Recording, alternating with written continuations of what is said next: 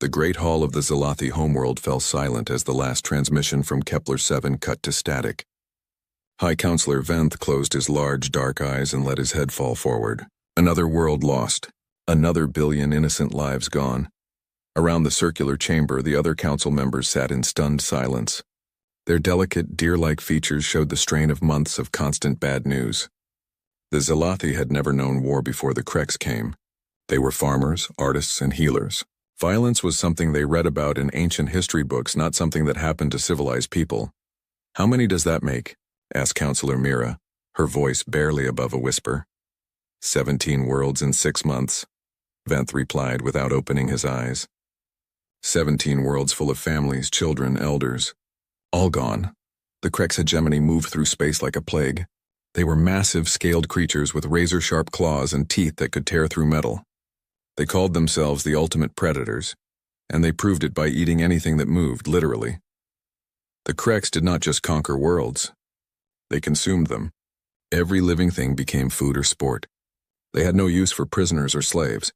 They simply killed and ate everything before moving on to the next system. "Sir," came a young voice from the back of the chamber. Aide Thomas stepped forward nervously. "We have reports from our scouts in the outer systems." Venth finally opened his eyes. The young Zalathi looked terrified. "What now?" "The Krex fleets are moving toward the core worlds. Intelligence says they will reach Zalathi Prime in less than 3 months. The home world. Their last safe place. Once the Krex reached here, it would all be over." 3 billion Zalathi lived on this world alone. Venth tried to imagine that many people dying and failed. The number was too big to understand. "What about our allies?" Counselor Mira asked. "The Vegan Republic? The Centauri Coalition?" Thomas shook his head sadly. "They have all refused to help. They say the Krex are too strong. They will not risk their own people for us." Venth was not surprised. The galaxy was full of civilizations that talked about peace and cooperation, but when real danger came, everyone looked out for themselves. The Zalathi had learned this lesson too late. "What about our own military?" another counselor asked. "Gone," Venth said simply. "Our last battle fleet was destroyed at Rigel Station 2 weeks ago. We have nothing left that can fight the Krex in space." The room fell quiet again. Outside the great windows, Venth could see the peaceful cities of Zalathi Prime. Families walked in the parks. Children played in the streets. None of them knew that death was coming for them in a few months. "There must be something we can do," Mira said. "Someone who will help us." Venth had been thinking the same thing for weeks. He had sent messages to every major power in the galaxy. All had said no. The smart ones did not even reply. "Nobody wanted to fight the Krex, sir," Thomas said quietly. "There is one option we have not tried." "What is that?" "We could send out a general distress call. To everyone. Not just the major powers," Venth frowned. "You mean to the smaller civilizations? The frontier worlds?" "Yes, sir, and the unknown species, too. There are lots of signals coming from unexplored sectors. Maybe one of them would help." It was a desperate idea. Most of the unknown species were probably just as weak as the Zalathi. Some might even be worse than the Krex. But what choice did they have? "Very well," Venth said. "Prepare a general distress signal. Send it to every corner of the galaxy." Thomas nodded and hurried away. Within an hour he returned with a draft message. "Read it aloud," Venth ordered. Tomas cleared his throat. "To all civilizations who receive this message. The Zalathi Confederation is facing extinction. The Krex hegemony has destroyed 17 of our worlds and killed billions of our people. They will reach our homeworld in 3 months. We have no military left to defend ourselves. We are peaceful people who have never harmed anyone. We beg for help from any species that believes innocent lives should be protected. We do not ask you to die for us. We only ask that you try, please. Our children are counting on you." The message was simple and honest. It said everything that needed to be said. Venth approved it, and within minutes it was broadcast across the galaxy on every frequency they could access. For 3 days, nothing happened. Then the replies started coming in. Most were rejections. "Sorry, but we cannot help. We sympathize but have our own problems. May the stars guide you in your final hours." Some were worse. A few species actually seemed happy that the Zalathi were about to die. One message just said, "Good luck being eaten," with what sounded like laughter in the background. By the end of the week, Venth had lost hope. Nobody was coming. The Zalathi would face the Krex alone and die alone. Then, on the 8th day, something different arrived. Thomas ran into the council chamber, out of breath and excited. Sir, we got a reply. Another rejection? Venth asked tiredly. No, sir. Someone said yes. Venth sat up straight. What? Who? They call themselves humans. They are from a planet called Earth in the Sol system. I never heard of them before. What did they say exactly? Thomas pulled up the message on his tablet.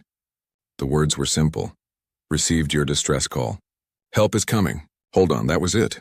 No long explanation. No demands for payment. No conditions. Just a promise that help was on the way. Where is this Sol system? Venth asked. It is in the outer spiral arm. A very small, isolated system.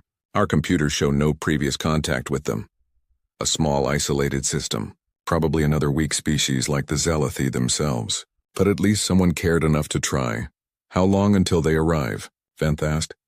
Based on their location and standard faster-than-light travel, maybe 6 weeks? 6 weeks. The Kreks would still be months away when the humans arrived. That was good. It would give them time to coordinate some kind of defense, sir, Thomas said carefully. I should mention something. I tried to research these humans in our databases, and there is almost no information about them. Just a few long-range sensor readings from exploration ships. But what we do have is odd. Odd how? They appear to be from a death world. Venth blinked. Death worlds were planets so dangerous that most species could not survive on them. High gravity, poisonous atmosphere, extreme weather, deadly predators. Only the strongest life forms could evolve on such places. Are you sure? Yes, sir. Their planet has gravity almost twice ours. The atmosphere is highly reactive. And the surface appears to be covered with aggressive life forms. Maybe these humans were tougher than they seemed. Maybe they could actually help fight the Kreks. Or maybe they would just die quickly and give the Zelathi a few extra days of life. Either way, it did not matter. They were the only help coming. 3 weeks later, long-range sensors detected ships entering the system. 12 vessels moving in a tight formation. They looked small compared to Kreks warships, but they moved with purpose. The lead ship sent a simple message. This is Commander Sarah, Chen of the Terran Defense Force. We are here to help. Venth felt something he had not felt in months. Hope, little did he know that the galaxy was about to learn why Earth was called a death world, and why the things that survived there were the most dangerous predators in the universe. High Counselor Venth stood in the docking bay of Zelathi Prime's main orbital station, watching the human shuttle approach. His heart pounded with nervous excitement. After weeks of waiting, their rescuers had finally arrived. The shuttle was small and plain, nothing like the elegant ships the Zelathi built. It looked more like a flying box made of metal and sharp angles. No decorations, no smooth curves, just function over form. When the airlock opened, Venth got his first look at humanity. The leader stepped out first. She was smaller than Venth expected, barely reaching his shoulder. Her skin was a light brown color and she had short black hair. She wore a simple uniform in dark green with metal badges on the chest. Behind her came 11 other humans. They were all different sizes and colors. Some had dark skin, others light. Some were tall, others short. Male and female mixed together. They looked so ordinary. Venth felt his hope start to fade. These creatures looked even more fragile than the Zelathi. They had no claws, no fangs, no natural armor. Their eyes were tiny compared to Zelathi eyes. They did not even look like they could see properly. I am Commander Sarah Chen, the human leader said. Her voice was steady and calm. You must be High Counselor Venth. Yes, Venth replied, trying to hide his disappointment. Thank you for coming. Though I must ask, where's the rest of your fleet? This is it, Chen said simply. Venth blinked. I'm sorry, I don't understand. We detected 12 ships, correct. 12 ships, about 200 people total. 200 people. The Kreks were coming with thousands of warships and millions of soldiers. Venth felt sick to his stomach. Commander Chen, he said gently, I think there has been a misunderstanding. We are facing the Kreks' hegemony. They are the most dangerous predators in the galaxy. They have conquered dozens of worlds. We need an army, not a... He struggled to find polite words. Not a handful of small, weak-looking aliens. Chen finished for him. Her lips curved in what might have been a smile. I did not mean to offend, Venth said quickly. You didn't.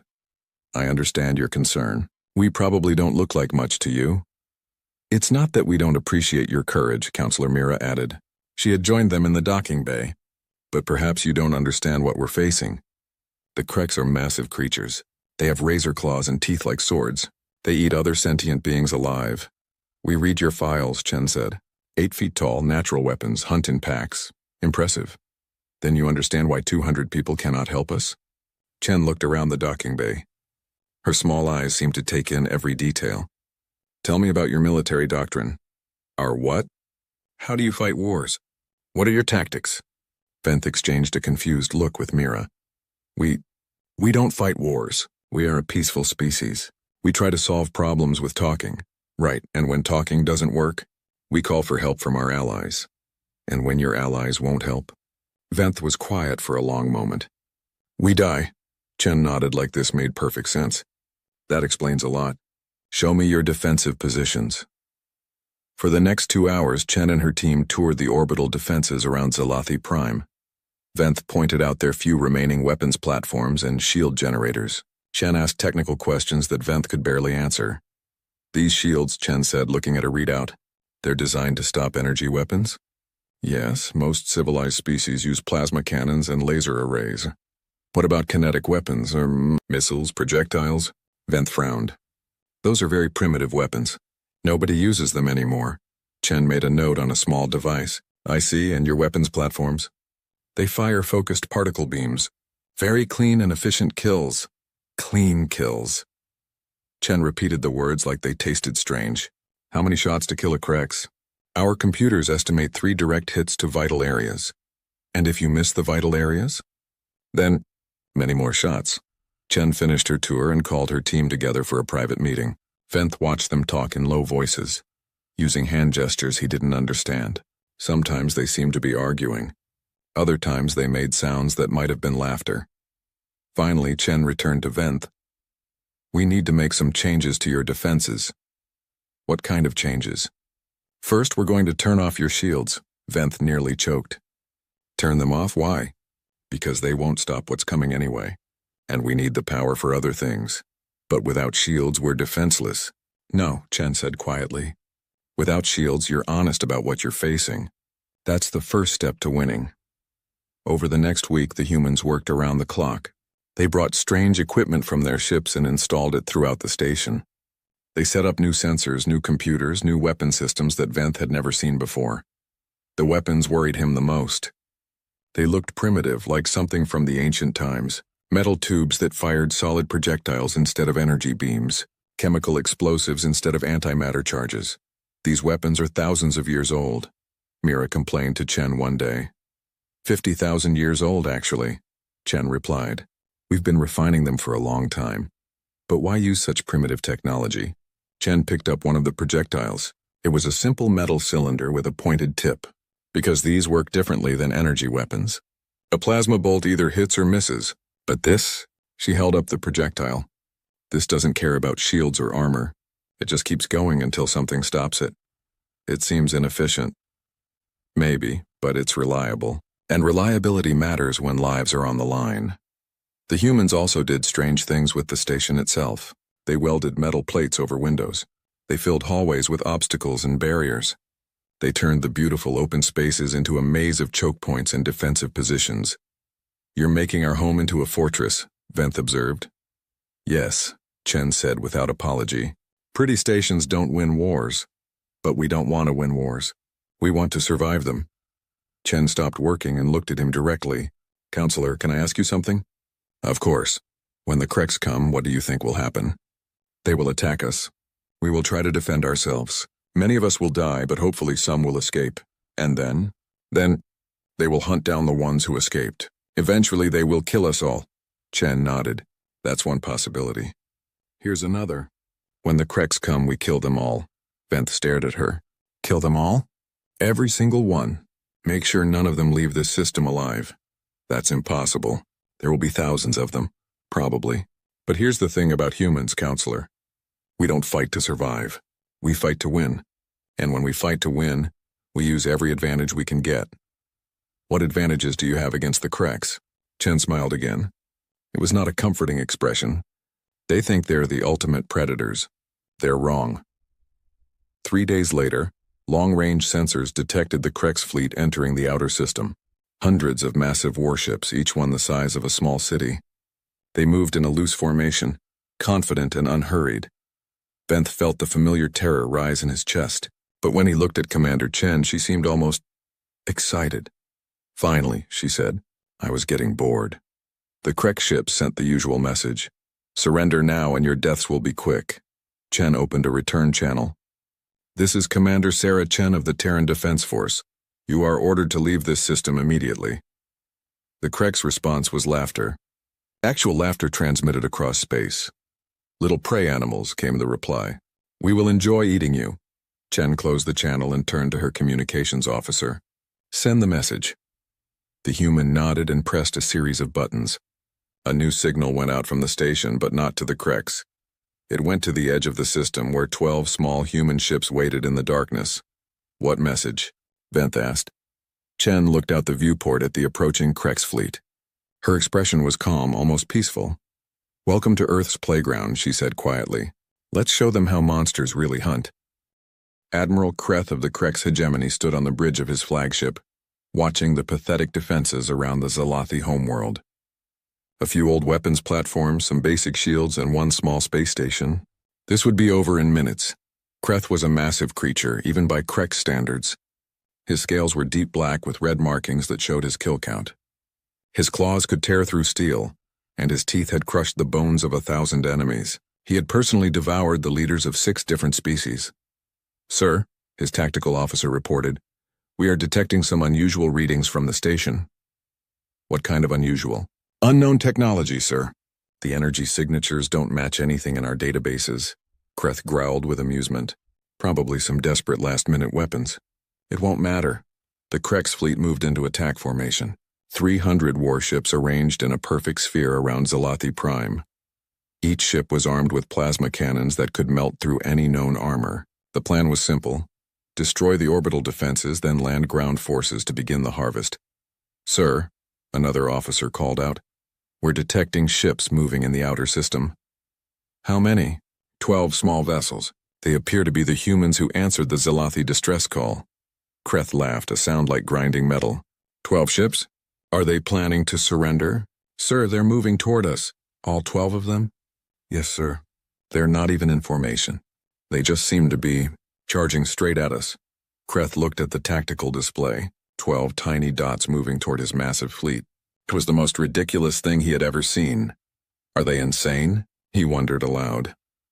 "Perhaps it's some kind of honor ritual," suggested his tactical officer. "Some species prefer to die fighting rather than be hunted down." "Very well. We'll give them a quick death. All ships target the human vessels. Let's end this quickly." The Krex fleet opened fire. Hundreds of plasma beams reached out toward the approaching human ships. At this range, with that much firepower, nothing could survive. But the human ships didn't explode. They didn't even slow down.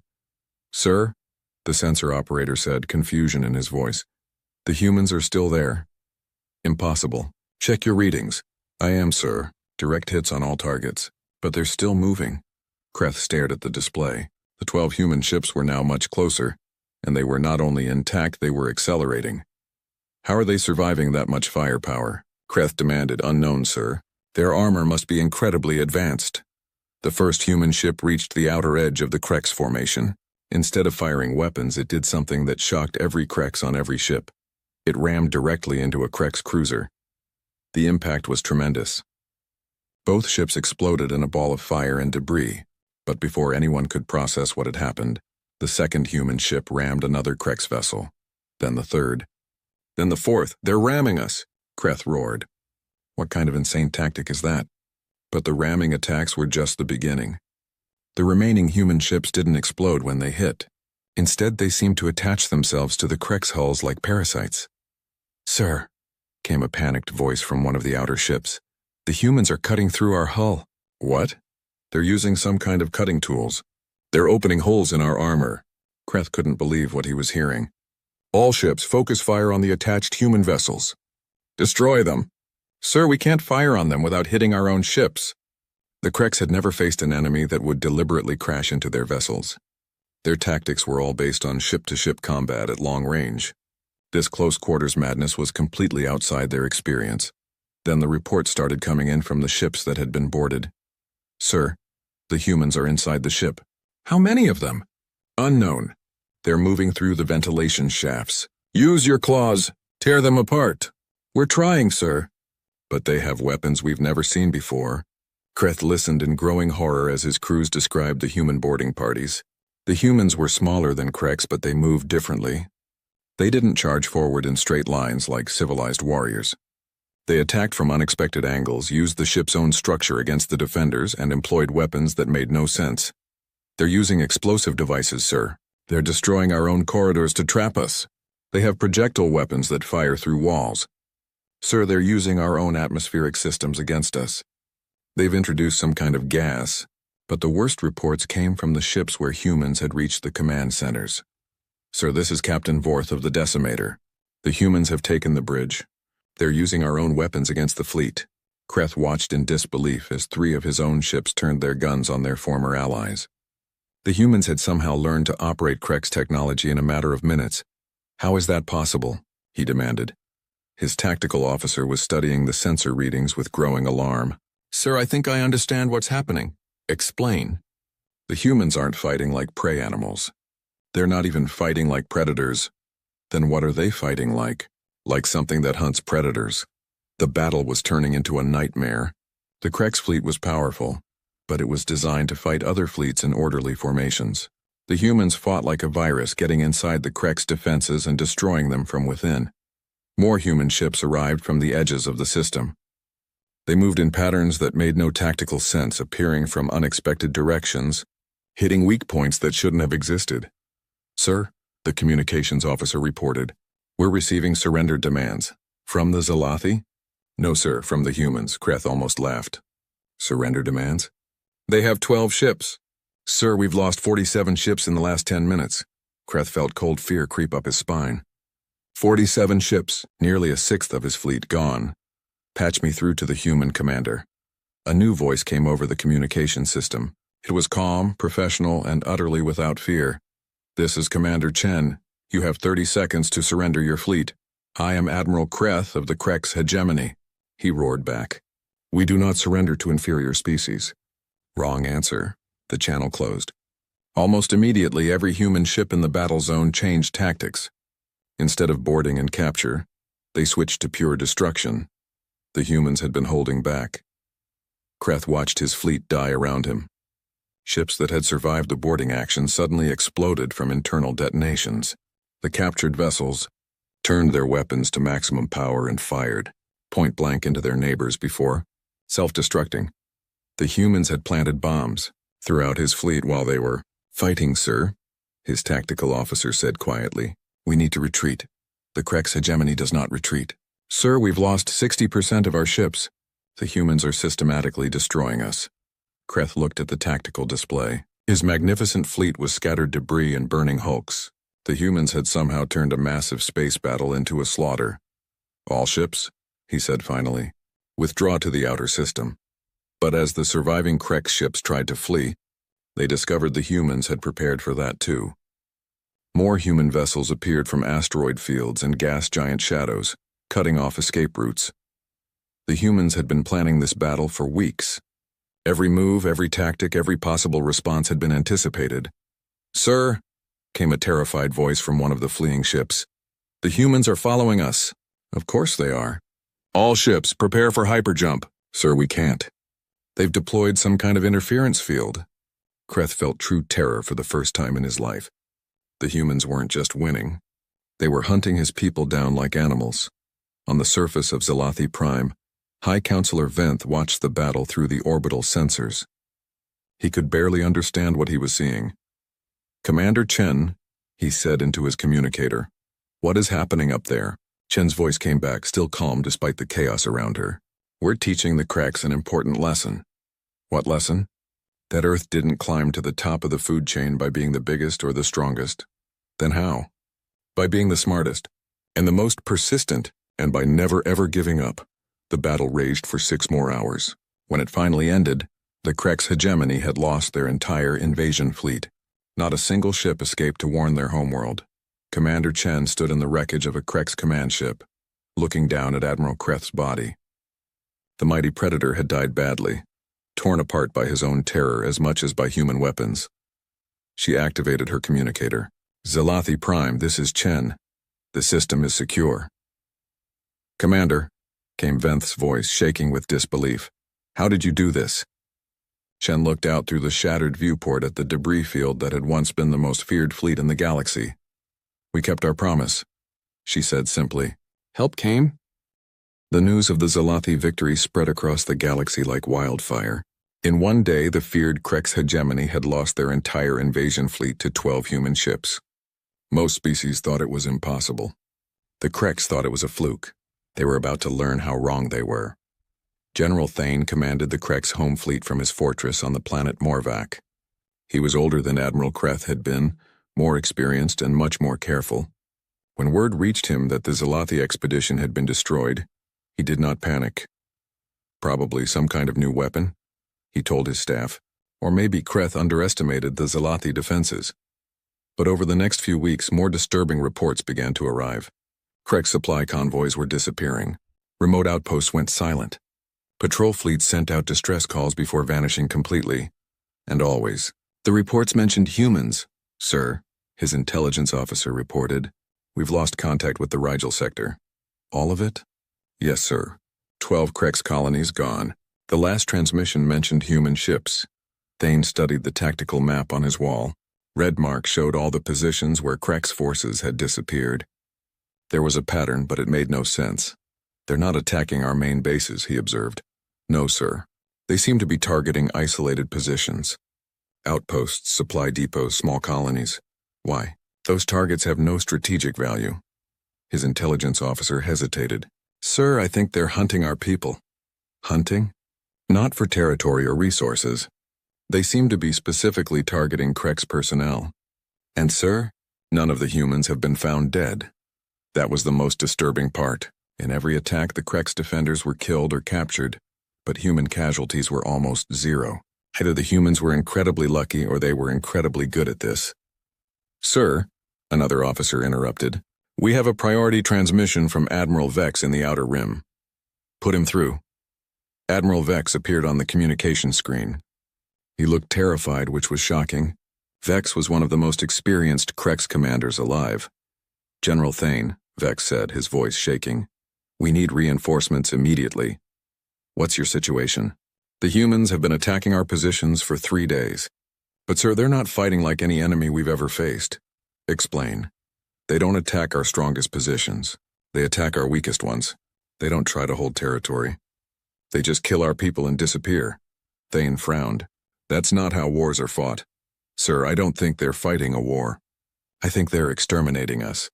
Before Thane could reply, alarms began sounding throughout his command center. "Sir," his tactical officer called out, "we have ships approaching the system." "How many?" "Unknown. They're using some kind of stealth technology. Sensors are only getting partial readings. Are they human ships?" "Possibly."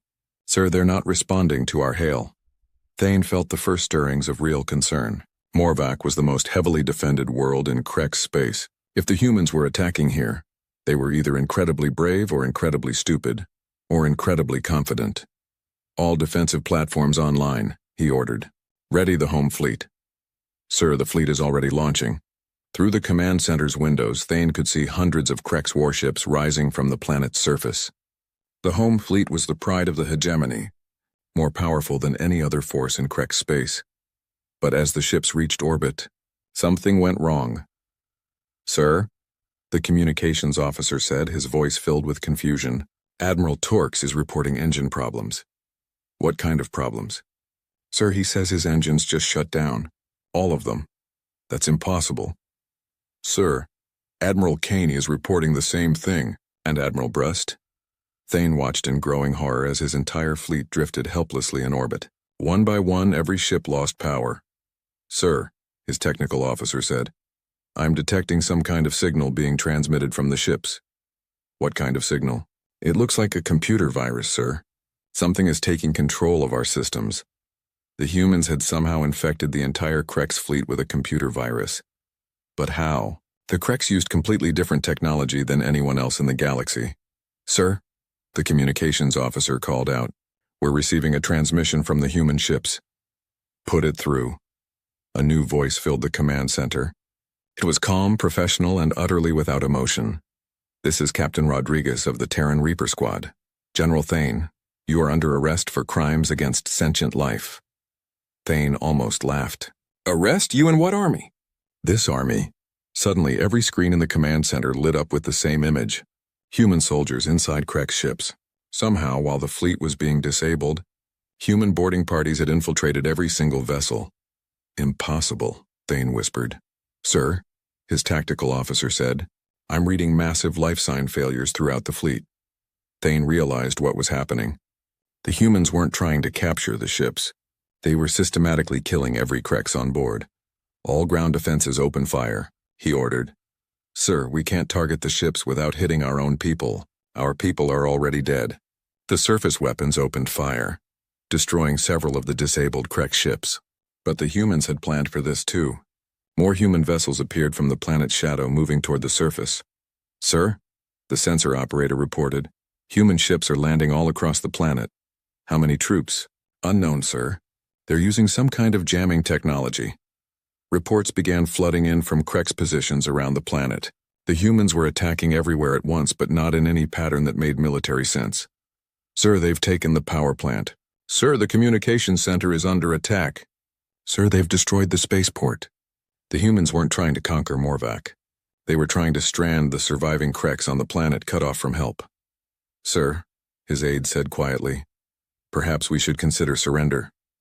The Krex do not surrender. But even as he said it, Thane knew they were beaten. The humans had destroyed his fleet, crippled his defenses, and trapped his people on their own homeworld. And they had done it all without losing a single ship. The attack on Morvac lasted for 18 hours.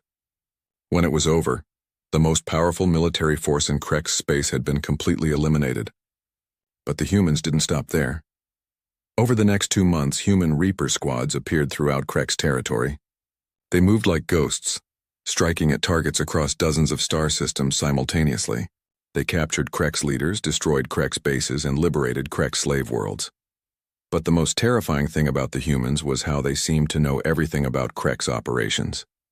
They knew where every base was located, which ships carried the most important cargo, which commanders were planning what operations. The Krex began to realize that the humans had been watching them for a long time, studying them, learning their weaknesses. On the planet Xeris, General Malak made his last stand. He had gathered the surviving Krex forces for one final battle against the human invaders. We are Krex, he roared to his troops. We are the ultimate predators. We will not be hunted by these soft little creatures. His speech was interrupted by a human voice broadcasting on all frequencies. General Malak, this is Commander Torres of the Terran Reaper Squad. You are surrounded. Surrender now and your death will be quick. Malak laughed. We have you outnumbered 1,000 to 1. Wrong, came the reply. You have us exactly where we want you. The battle began at dawn. 10,000 Krex warriors charged across the plains toward what appeared to be a small human position. They never made it halfway. The humans had turned the entire battlefield into a trap. Hidden weapons, buried explosives, and carefully planned kill zones eliminated the Krex army in less than an hour. General Malak was found at the end, sitting alone in his command bunker. A single human soldier stood over him. How? Malak asked. How did you do this to us? The human soldier removed her helmet. She was young with short blonde hair and calm blue eyes. You made a mistake, she said. What mistake? You thought you were the hunters. But on Earth, everything hunts everything else. We learned to hunt the hunters, but we are stronger than you. Strength doesn't matter if you can't use it. Speed doesn't matter if you're going in the wrong direction, and being a predator doesn't matter if your prey is smarter than you are. Malak felt something he had never experienced before. Helplessness. What are you going to do with us? The human soldier looked at him with something that might have been pity. That depends. Are you going to keep eating people? We are what we are. Then you know what we have to do. The last transmission from Krex space was a simple message broadcast on all frequencies. This is the Terran Defense Force. The Krex hegemony no longer exists. All former Krex slave worlds are hereby liberated. Any species that engages in the consumption of sentient life will be dealt with accordingly. Consider this your only warning. The galaxy listened in stunned silence. In less than 6 months, the humans had completely destroyed the most feared empire in known space, and they had done it with only a few hundred ships. The age of the great predators was over. The age of the hunters had begun. 6 months after the fall of the Krex hegemony, High Counselor Venth stood in his office looking out at the rebuilt cities of Zalathi Prime. Children played in the parks again. Families walked the streets without fear. The nightmare was over, but Venth was not entirely happy. A soft chime announced a visitor. Commander Sarah Chen entered wearing a crisp new uniform. Instead of the simple green she had worn during the war, she now wore black with silver markings. The uniform of the Terran Protection Force, Commander, Venth said, turning to greet her. Thank you for coming. It's General now, actually, Chen said with a slight smile. But you can still call me Sarah if you want. Congratulations on your promotion, thank you. I understand you wanted to discuss something important. Venth gestured to a chair and they both sat down. For a moment, neither spoke. Finally, Venth found his voice. Sarah, I need to ask you something that has been bothering me. Go ahead. When you first arrived here, you promised to help us. You kept that promise. You saved billions of lives. That's what we came here to do. Yes, but... Venth struggled to find the right words. What you did to the Krex. Was it necessary to kill all of them? Chen's expression didn't change, but something shifted in her eyes. You think we went too far? I don't know, maybe. The Krex were terrible creatures, but they were still living beings. Living beings who ate children. Chen said quietly. Yes. But Counselor, may I tell you about Earth? Venth nodded. Earth is what we call a death world. Everything on our planet is trying to kill everything else. We have creatures that can crush bones with their jaws. We have plants that are poisonous to touch. We have weather that can freeze you solid or burn you alive. I know this. Your planet sounds horrible. It is. But it taught us something important. In a world where everything is dangerous, you can't afford to be nice to the things that want to eat you. Chen stood and walked to the window. When we were primitive creatures, we had to choose. We could be prey animals, always running and hiding, or we could become something else. Predators? No, something worse. Something that predators are afraid of. Venth felt a chill run down his spine. What do you mean? Humans don't just kill our enemies, Counselor. We eliminate them completely. We make sure they can never hurt anyone again. But surely not all the Krex were evil. Some of them must have been innocent. Chen turned back to face him. How do you tell the difference? How do you look at a Krex and know if they've eaten someone's child or if they're just thinking about it?